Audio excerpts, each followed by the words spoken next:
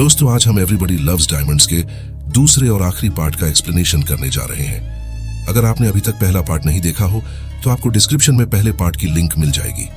तो हमने पहले पार्ट में देखा कि गिगो और सांड्रा ने मिलकर लियो को फंसाया, जिस वजह से पुलिस ने लियो को पकड़ लिया। इंस्पेक्टर मर्टेंस, जो एक जाबाज और होशियार पुलिस अफसर के तौर पर पहचाना जाता है, मर्टेंस को उसके वर्ल्ड डायमंड सेंटर पुलिस के रूप में सेवा देने के बदले बेल्जियम के राजा के हाथों मेडल मिलने वाला है।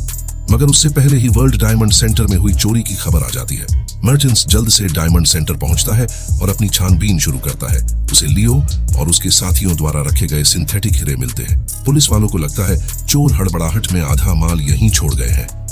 दरअसल ये हीरे लियो के टीम ने पुलिस को भटकाने के लिए रखे थे। इधर लियो प्लान के हिसाब से किसी को शक ना हो, इसलिए चोरी के दूसरे दिन डायमंड सेंटर के ऑफिस जाता है और सबके सामने ऐसा दिखावा करता है जैसे उसके लॉकर से करोड़ों के हीरे चुराए हों। मगर मर्टेंस की छानबीन और चोरी के टूल्स के साथ मिला लियो के नाम का बिल पुलिस को लियो तक पहुंचा देता है। अब लियो को पुलिस स्टेशन ले जाकर उससे पूछताछ की जाती है, मगर लियो कहता है मेरा इस चोरी से कुछ संबंध नहीं, उल्टा चोरों ने मेरा भी लॉकर खाली कर दिया है।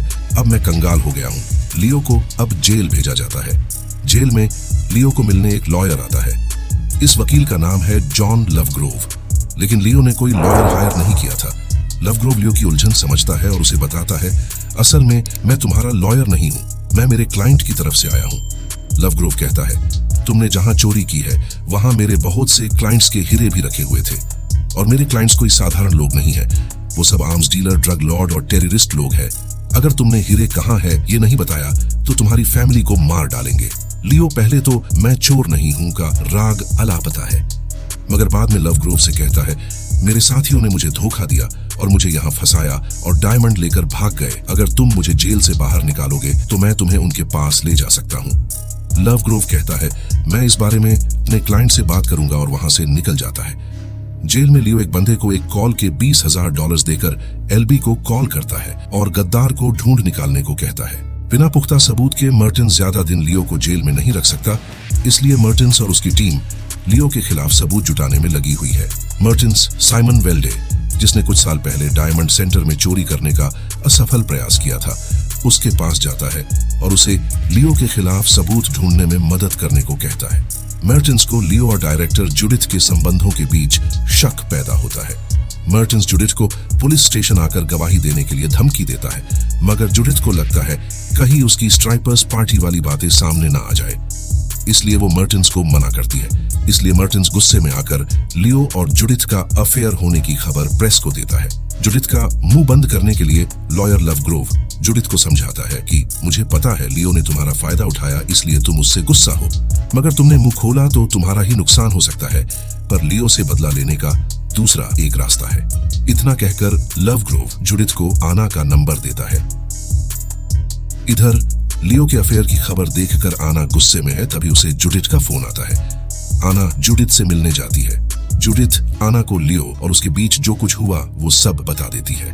फिर एना लियो को मिलने जाती है और उसे एक जोरदार थप्पड़ मारकर गुस्से से वहां से निकल जाती है। रास्ते में आना एलबी को कॉल करती है और उसे मिलने जाती है, और एलबी को लियो के नाम से झूठ बोलकर सांड्रा और गिगो की इंफॉर्मेशन लेती है। आना गिगो और सांड्रा के पास जाती है और उन्हें हीरे निकालकर तीनों में बांटने को कहती है। इधर लॉयर लवग्रोव मर्टेंस से मिलता है और उसे लियो को जल्द रिहा करने को कहता है, मगर मर्टेंस नहीं मानता। साइमन वेल्डे मर्टेंस को खबर देता है कि चोरी हुए डायमंड्स प्रदीप कुमार के घर में है। प्रदीप कुमार एक प्रभावशाली जैन धर्मगुरु है और बड़े बड़े डायमंड व्यापारियों का उसे समर्थन है। मर्टेंस प्रदीप कुमार को गिरफ्तार कर लेता है। इसके विरोध में हजारों लोग सड़कों पर उतर आते हैं और मर्टेंस को प्रदीप कुमार के खिलाफ कोई सबूत नहीं मिलता, इसलिए प्रदीप कुमार को रिहा करना पड़ता है और मर्टेंस को इस्तीफा देना पड़ता है। साथ ही लियो के खिलाफ कोई सबूत न मिलने की वजह से उसे भी रिहा किया जाता है। जेल के बाहर आते ही लियो को पता चलता है कि असल में लॉयर लवग्रोव का क्लाइंट और कोई नहीं बल्कि साइमन वेल्डे है। साइमन वेल्डे ने ये सब डायमंड्स पाने के लिए किया था। उसी ने मर्टेंस को प्रदीप कुमार की झूठी खबर दी थी। साइमन लियो को डायमंड्स मांगता है, लेकिन लियो डायमंड्स देने से मना करता है, पर लॉयर लवग्रोव लियो को बताता है कि अब तक जेल में हमारे बीच जितनी भी बातचीत हुई है वो सब हमने रिकॉर्ड की है। फिर लियो उन्हें डायमंड्स के बारे में बताता है। असल में लियो की टीम ने हीरे कभी वर्ल्ड डायमंड सेंटर से बाहर लाए ही नहीं थे। उन्होंने चोरी के कुछ दिन पहले डायमंड सेंटर में एक नकली नाम से लॉकर लिया था और चोरी किए हुए सारे हीरे उस लॉकर में रख दिए थे।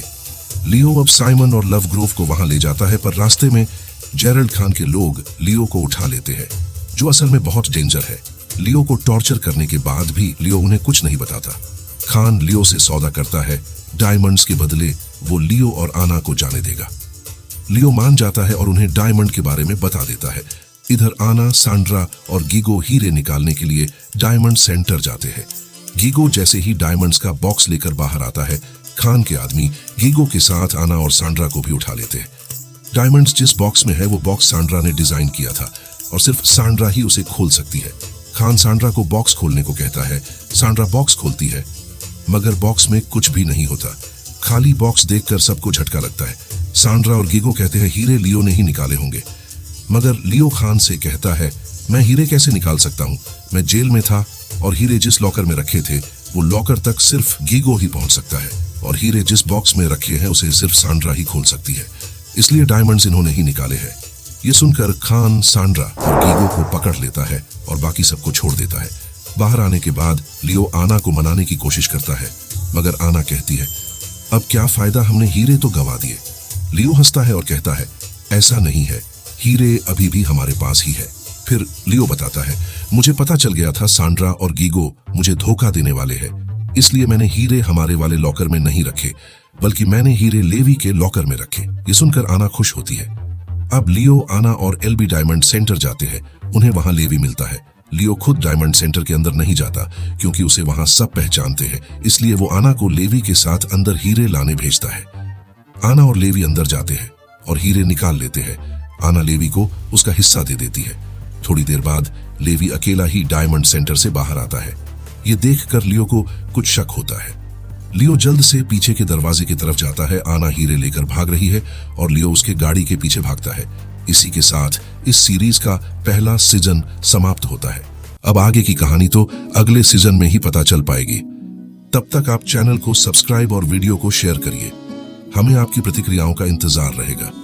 तो मिलते हैं अगले वीडियो में एक ऐसी ही कहानी के साथ। तब तक के लिए गुड बाय।